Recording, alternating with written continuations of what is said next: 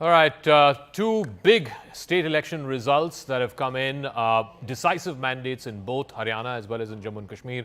But the result in Jammu and Kashmir will have far-reaching implications, not just here in India, but across the world as well. And the man who has led the charge for the National Conference, returning to power after a gap of 10 years, is the chief of the party and former Chief Minister, Mr. Omar Abdullah, likely the next Chief Minister as well. Thank you very much, Mr. Omar Abdullah, for speaking with us here on CNN News 18. First things first, many congratulations. The National Conference has won 42 seats out of the 52 that you have contested. Is this result far better than what you expected for the National Conference, particularly because you've been out of power for the last 10 years? Well, they definitely exceeded our expectations. I think our expectations were somewhat tempered by the setback that I faced personally in the recent Lok Sabha elections in the Baramulla constituency. So when we extrapolated those results, even though we were the single largest party, we came somewhere, I think, 34, 35 assembly segments, which is what we had pegged our expectations at. Thankfully, the electorate was far more generous than that, and I'm deeply humbled by the verdict and the mandate that they have delivered. It's been very generous to your party, no doubt about it. Like I said, 42 seats you have returned with. But do you think the electorate was less generous to your alliance partner, the Congress, which could have performed maybe a little better? I think they've won only one seat in Jammu. So I'm not going to start a coalition government on a bitter note. I'm sure the Congress is looking at these elections and trying to figure out what worked and what didn't, as much with regard to Jammu and Kashmir as with regard to Haryana. Congress wasn't the only one to get the mixed signals. Every pollster got it wrong. Every person who visited Haryana got it wrong. So it would be unfair to blame the Congress. But I'm sure every political party takes stock. We have to. Even though we won as many seats as we have and had a 75% strike rate, there are still seats that we lost and seats that I'm deeply disappointed at having lost. And we'll have to look into the reasons for those. Now, you will be running the first state government, as it were, since the last election that happened more than 10 years ago. A lot has changed in Jammu and Kashmir in the last 5 years. How easy or difficult would it be to run a state government, A, in coalition, and B, a central government which, of course, has a very different view on how Jammu and Kashmir should be run? How easy or difficult would it be to run such a setup, such an establishment? No government is easy to run. I ran a government for 6 years in coalition with the Congress, even as a state, and I'd be the last person to tell you it was an easy government to run. So this incoming government is not going to be an easy government to run. It will have its own unique challenges. The most unique challenge is that it's the first time we'll be operating as a union territory with an empowered Raj Bhavan. So we'll have to navigate some tricky waters, and it will be a learning experience as we go along. One of the things you sort of said actively in the campaign was also that this is in a sense a vote against the abrogation of Article 370. After the results that you saw yesterday, where the National Conference in particular has swept through the valley, the BJP, of course, has done very well in Jammu. What is your reading of what this means in the context of abrogation of 370? Because this was a big campaign issue. Your party had made this a big campaign issue as well. Well, people have rejected the politics of the BJP by an overwhelming majority. Otherwise, the BJP would have been in office right now. The fact is that people have rejected the changes that were made on the 5th of August 2019, and they have rejected how they were governed subsequent to that.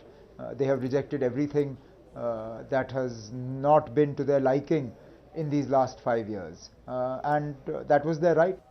But at the same time, Mr. Abdullah, and I guess you'll appreciate this, you will also have to reach out to the centre, work along with the centre. How easy or difficult would it be to maintain a cordial and conducive relationship with, whether it's the Prime Minister or the Home Minister or leaders in the central government? Because ultimately, you can't run, especially like you said earlier, this is a state assembly of a union territory. It's not quite the way you've run previous governments. So how important would it be to forge a strong relationship with the central leaders? Look, anyway, any government in Jammu and Kashmir should have a healthy working relationship with the government of India. And I don't want anybody to confuse what I'm saying. I'm not for a moment suggesting that the National Conference has to establish a good relationship with the BJP. That's not happening. The National Conference is no more going to be a friend of the BJP's than the BJP is going to be of the National Conference. I'm drawing a distinction between political parties and governments. I'm saying that the government of Jammu and Kashmir will have to have a reasonable and decent relationship with the government of India, as any federal structure demands. I don't think the people of Jammu and Kashmir will benefit from an antagonistic relationship. I don't think they'll benefit from a relationship filled with tension. There's enough tension in Jammu and Kashmir on our borders. We don't need to import that tension into governance. That said, it takes two hands to clap, and therefore there's only so much the state government can do. There will have to be some reciprocity from Raj Bhavan and from the government of India, but I hope that reciprocity will be available. So where do you see the state headed over the next 5 years? You had talked about restoration of statehood. I'll come to that in 1 second. But as a state, after having the people's mandate, the first one in the last 10 years, and you've got a resounding victory, do you still see potential hurdles in your way? One of which you referred to about, striking a smooth relationship with the center is one of them. But what else do you see for the future in the next 5 years? Look, I think we need to draw the distinction between Delhi and Jammu and Kashmir. Delhi was never promised a state. Delhi has never been a state. Delhi is always that hybrid model where it's a state but not a state. We were a state. We have always been told that union territory is very much a temporary phenomenon. And nowhere did the Honorable Prime Minister or Honorable Home Minister or anybody else suggest that Jammu and Kashmir's statehood was dependent on the BJP being a part of the government or the BJP heading the government.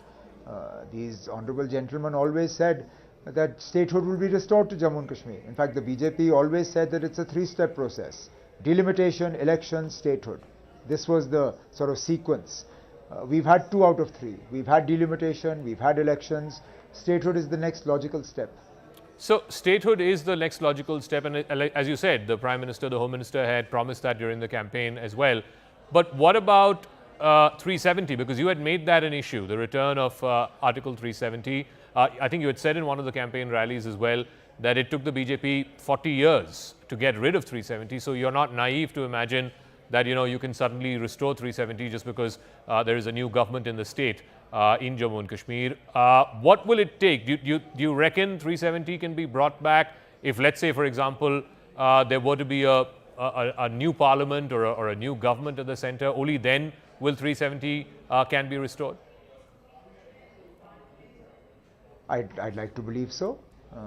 That said, this government is not changing for the next 4.5 years.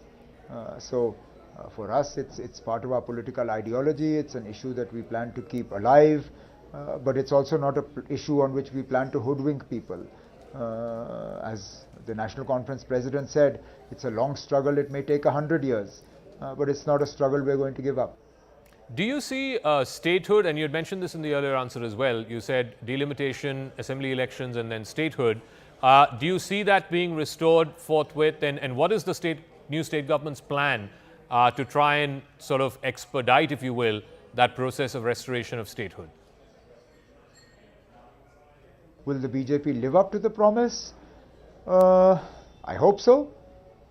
As I said, I believe the Prime Minister is an honorable man. He has, in more than one speech, more than one interview, talked about full statehood for Jammu and Kashmir. So is the case with the Honorable Home Minister. And I believe the people of Jammu and Kashmir should be rewarded for their faith in Indian democracy.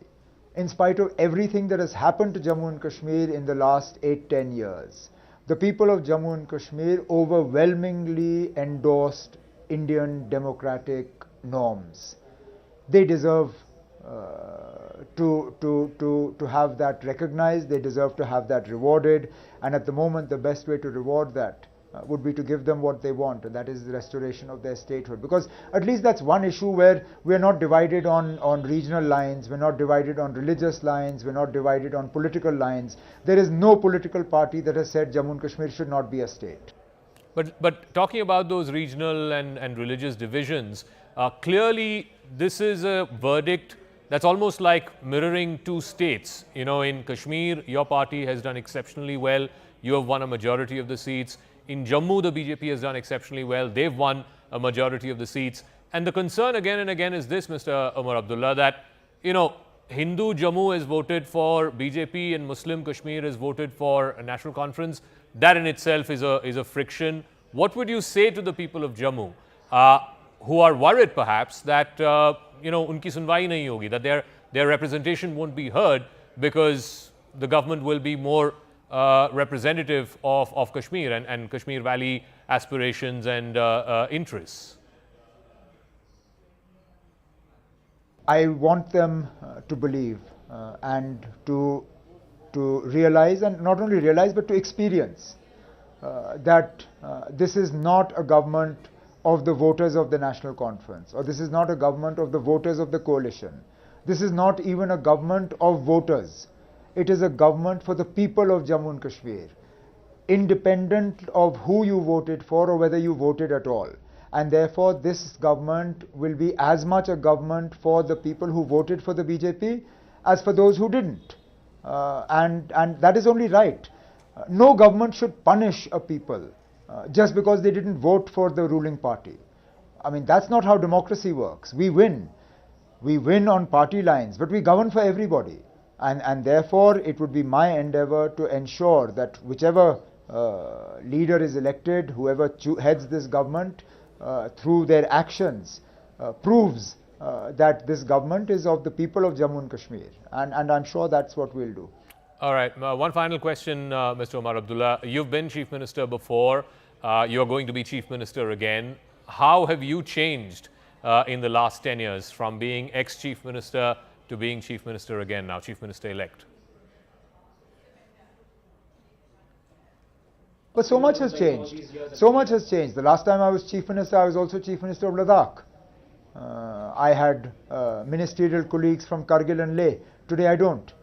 Today the people of Ladakh are foot marching to Delhi to get their rights because nobody hears them. They go unheard in the current system. I was Chief Minister of a state. Today the government that comes will be the government of a union territory. I was also Chief Minister of the most empowered state in the country. That is clearly not the case. And I'm also the last Chief Minister in this country to have ever had a 6-year term and completed that term. The next Chief Minister will have a 5-year term. So in so many ways things have changed. All right, Omar Abdullah, once again many congratulations for what is a resounding victory in Jammu and Kashmir, and wish you good luck for your next term as Chief Minister, albeit, as you said, in very, very different circumstances. We'll take a quick break, but news and updates continue right on the other side.